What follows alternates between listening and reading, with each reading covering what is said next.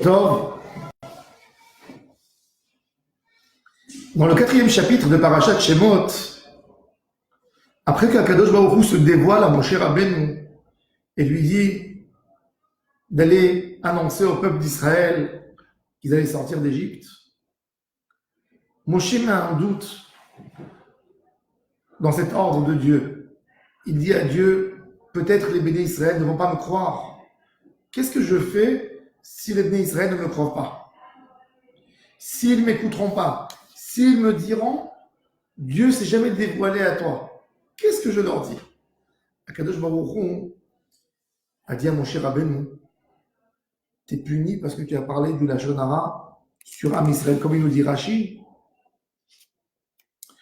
que parce que Akadosh Baruch Hu, Bo'oto Sha'a, Akadosh Baruch Hu lui a dit, tu as parlé du mal sur le peuple juif, et c'est pour ça que Dieu a dit à Moshe, mets ta main sous l'autre main, et tu l'as fait sentir, et il a fait sentir sa main, elle était lépreuse, comme si il avait parlé du Lachon Hara. La lèpre, c'est la punition pour celui qui parle du mal sur l'autre. Akadosh Baruch Hu lui dit, qui t'a permis d'accuser les bénis Israël qui ne vont pas te croire? Mais ce qui est flagrant, alors Dieu a puni Moshe.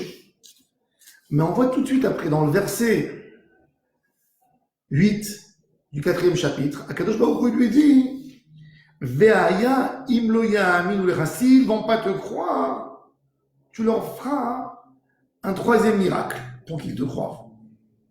Et la question qui se pose, si mon cher Rabbeinu a parlé du mal sur Am Israël, il a dit, ils ne vont pas me croire, et Dieu l'a puni, pourquoi Dieu utilise l'argument de Moïse, de Moshe, il lui dit, s'ils ne vont pas te croire? C'est Moshe qui avait dit cet argument, et Dieu lui a dit, non, c'est faux. Alors pourquoi Kadosh Baruch Hu, il prend le même discours de Moshe, ici, ils ne vont pas te croire? Rabbi Tzadok HaKohen de Lublin, dans Périt Tzadik, il dit une idée extraordinaire. En réalité, au premier moment, où Moshe Rabbeinu a dit, peut-être ils ne vont pas me croire, et Akadosh Baruch Hu a puni Moshe, dans ce moment-là, les bénis Israël ont recru Moshe Rabbeinu à 100%. Mais puisque Moshe Rabbeinu a mis un doute, peut-être les bénis Israël ne vont pas m'écouter, ben dans ce moment-là, il a semé, lui, en disant cette parole, il a semé le doute dans le cœur des bénis Israël. Quand toi, tu n'y crois pas dans l'autre, tu sèmes chez l'autre le doute. Quand un père ne fait pas confiance à son fils et il met un doute dans l'enfant, ben c'est là que l'enfant aura le doute en lui. Quand un homme ne croit pas son conjoint, une femme ne croit pas son mari ou un homme ne croit pas sa femme, c'est là qu'il mettra le doute dans l'autre. Si toi, dans ton cœur, tu fais confiance à 100% dans l'autre, l'autre fera confiance en toi. Parce que Am Israël est lié entre eux. Et quelque part, quand Akadosh Baruch Hu, il dit à Moshe dans le verset 8, s'ils ne vont pas te croire, c'est-à-dire que suite à ta faute, suite à la tâche que tu as mise sur eux, suite à la tâche que tu as mise sur eux, d'après ta méthode à toi, d'après ta réflexion, d'après ce que tu as fait, ils ne vont pas te croire.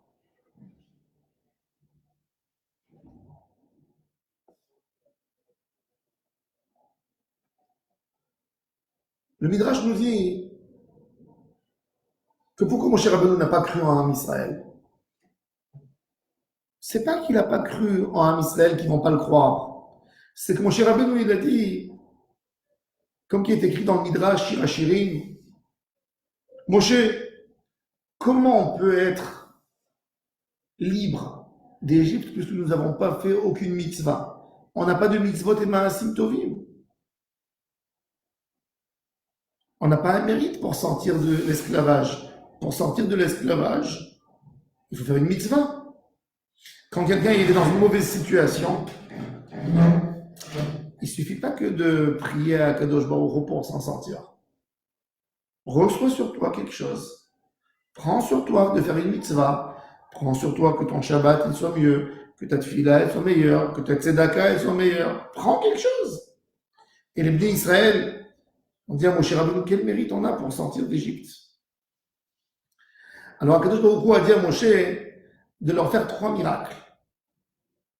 3 miracles, c'est quoi les 3 miracles? Les 3 miracles, il y a la main, il y a l'eau qui va verser, qui va devenir du sang, et il y a le bâton qui va jeter par terre et qui va devenir un serpent.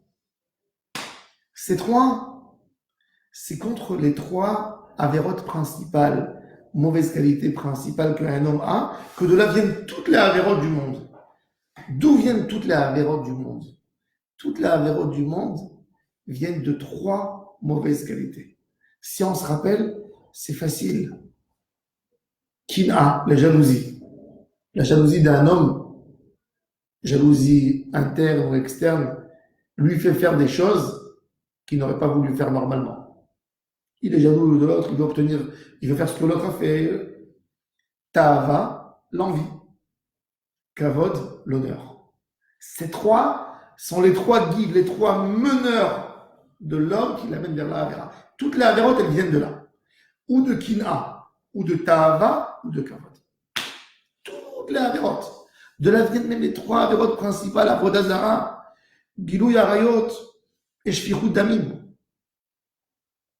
Am Israël, quand ils étaient en Égypte, ils étaient imbibés, ils étaient dans la Touma d'Égypte qui était autour d'eux de partout.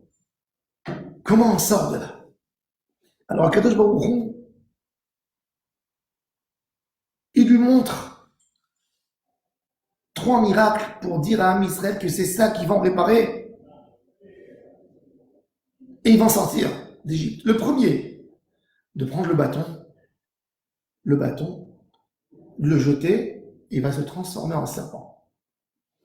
C'est quoi ça? Ça, c'est la tave. Le serpent, c'est la tave, c'est celui qui a incité Ève pour manger le fruit interdit. La tava, c'est le serpent, c'est le Yetzer Hara qui amène les tentations. La tava, c'est les tentations qui amènent à essayer, qui essaie de tenter l'homme à faire quelque chose. Faire quelque chose de mal. Le serpent, il tourne comme ça, il marche pas droit. Toujours, il tourne. Ça, c'est le Yetzer Hara, comment il essaye de tourner l'homme et de l'amener vers la tentation. Deuxième signe qu'Akadosh Baruch Hu, il a dit, c'est la lèpre. La lèpre, elle vient de quoi? À la base, la lèpre, elle vient d'où? Du Lashon Hara. Le Lashon Hara, il vient d'où? De la colère. Quelqu'un, il se permet de parler du mal sur quelqu'un d'autre parce qu'il est en colère contre lui, quelque part. Il le critique. Et ça, d'où ça vient? Ça vient de la jalousie. La jalousie, c'est de ne pas rester indifférent par rapport à quelque chose que tu vois. La jalousie, elle crée que je ne peux pas rester indifférent au succès de l'autre. J'essaye de contrôler, je dis, et pourquoi l'autre il a et pas moi? Je suis en colère et après je le critique. Donc tout ça, c'est des dérivés de la jalousie. Maintenant, si on regarde dans les 3 miracles que Moshe Rabbeinu a fait au Béné Israël, on peut les partager parce que quand il a pris Moshe, il a pris le bâton, il l'a jeté par terre, il est devenu serpent. Moshe, il rattrape le serpent de sa queue, il redevient bâton. Sa main aussi, elle était lisse, il n'y avait aucun bouton, rien du tout. Il a fait rentrer comme ça dedans et il a fait sortir l'épreuse. Il a repris sa main qui était blessée avec plein de lèvres, il l'a remis et il a refait sortir blanche. Donc elle a reguéri. Donc le premier et le deuxième miracle, ça revient exactement comme au début. Mais le troisième miracle de prendre de l'eau et de verser sur le sol, et l'eau deviendra du sang, le sang n'est pas devenu de l'eau. Pourquoi? Parce que la jalousie et la tentation, on peut réparer complètement. Mais la troisième, c'est quoi? C'est le kavod. Le kavod, il est dangereux. Le kavod, il est très dangereux. Il faut s'éloigner à l'extrême. Une jalousie, ça peut se guérir. Une tentation peut se guérir. Mais la ta'ava du kavod, le kavod, c'est quelque chose qui détruit l'homme. Un homme ne peut pas revenir. C'est quoi? Toute ma vie, j'ai mal pensé. Toute ma vie, je me suis mal comporté. Pour ne pas avoir besoin de revenir sur ses positions, il colle au kavod. Et le kavod, c'est vraiment compliqué de guérir des maladies qu'on a. Quand le kavod, il tord la tête de l'homme. J'avais un ami, Zichrono Livracha, Rabbi Yaakov Yosef Ben Zvi Hirsch, que ça soit les Nishmato, il m'a raconté que quand il était à la yeshiva, il est parti chez son Rav. Vous savez, les jeunes de 20 ans, on est tenté. Et il lui a dit, je suis jeune, à la yeshiva, tu ne peux pas sortir avec une fille, etc. Il est parti dire à son Rav, comment on peut lutter contre cette tentation? Question d'un vrai jeune, avec un fond, une échama pure, qui veut savoir. Alors il m'a dit que son Rav lui a dit quelque chose d'extraordinaire. Il lui a dit, mon fils, écoute. Il dit, moi j'ai 60 ans. Il dit, de l'âge de 20 ans jusqu'à l'âge de 30 ans, la tentation qui domine l'homme, c'est les femmes. Pourquoi? Parce que Kadosh Baruch Hu a voulu comme ça. C'est l'âge où qu'un homme doit construire son foyer. Pour que l'homme ait une envie de construire son foyer, Kadosh Baruch Hu lui donne l'envie de femme. Donc il a envie d'une femme, il cherche une femme pour construire son foyer. De 30 à 50, c'est quoi? Qu'est-ce que l'homme a besoin de faire? A besoin d'acheter sa maison, d'avoir des enfants, de monter une famille. Donc, quelle est l'envie principale qui gère l'homme dans ces moments? C'est la ta'ava de l'argent. Un homme veut acquérir, veut acheter encore et encore et encore. Mais depuis 50 ans, à peu près, l'homme veut une reconnaissance sur tout ce qu'il a fait dans sa vie jusqu'à ce moment-là. Et c'est le kavod. Il cherche le kavod partout. Il se vexe de n'importe quoi. Il se vexe si sa belle-fille lui a dit quelque chose, si son ami lui a dit quelque chose, s'il a entendu quelque chose. Et il vit que dans le kavod. Et il dit, mon fils, je suis prêt à prendre tes tentations avec des bras grands ouverts. Et toi, prends-moi le kavod. Parce que le kavod, c'est sans rien avoir. C'est le gars, il est rentré dans l'immeuble et le voisin ne lui a pas dit bonjour comme il fallait, qu'il est déjà vexé. C'est qu'on l'a pas appelé comme on avait l'habitude de l'appeler, il a été vexé. Le kavod, c'est quelque chose de très très dur. Quand il empeste l'homme, il empeste.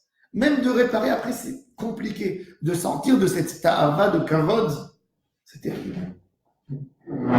C'est terrible, terrible. C'est pour ça que le troisième qui est contre le kavod, le lien du sang qui se verse, il ne reviendra jamais comme il était. Ça, il faut s'éloigner jusqu'au bout. C'est pour ça que la Mishnah dans Pirkei Avot, elle dit, quand elle veut lutter contre le kavod, elle dit Meod, eve shefal ruach. Le Rambam, il dit que toutes les midotes, les mauvaises midotes de l'homme, pour guérir, on va à l'autre extrême. C'est-à-dire, quelqu'un par exemple, il a un problème de cholestérol. Qu'est-ce qu'il va faire? Il va faire une cure. Il ne va pas toucher quoi que ce soit qui amène le cholestérol pendant 1-2 mois pour nettoyer complètement son corps. Et après, il trouve un juste équilibre. Même dans les midotes, le caractère de l'homme, quelqu'un qui est coléreux par exemple, il devra aller à l'autre extrême, être dans une épreuve, qu'on le mette en colère et qu'il ne se met pas en colère, mais à l'extrême, pour guérir et revenir au juste milieu, d'être en colère quand il le faut, et quand il ne faut pas, il ne faut pas. Quand quelqu'un il a une jalousie, il devra aller dans l'autre extrême, de ne pas du tout être jaloux, d'avoir un bon œil, etc., pour ne jamais utiliser. Après, il utilisera la jalousie pour des bonnes choses. Être jaloux des bonnes qualités de quelqu'un, c'est bien pour pouvoir étudier, comme il a dit justement à Meller, la jalousie des sages, elle multiplie la sagesse. Mais au kavod, le Rambam dit, il n'y a pas de juste milieu, il faut toujours témoigner jusqu'au bout du kavod. Toujours toujours t'éloigner jusqu'au bout, jusqu'à l'extrême du kavod.